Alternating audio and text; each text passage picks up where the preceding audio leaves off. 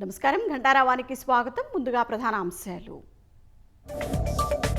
Kadapa మహానాడుకు తరలివచ్చిన TDP ప్రతినిధులు 11 గంటలకు చంద్రబాబు ప్రారంభ ఉపన్యాసం.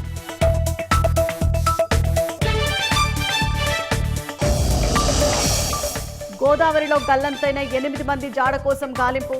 ఒక్క మృతదేహం వెలికి తీసిన ఎన్డీఆర్ఎఫ్ బృందాలు.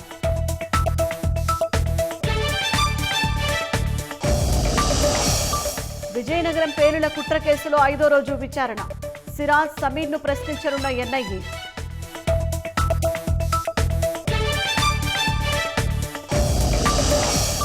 హర్యానాలోని పంచకులలో ఒకే కారులో 7 మృతదేహాలు. ఒకే కుటుంబానికి చెందిన వారు ఆత్మహత్య చేసుకున్నట్లు అనుమానం.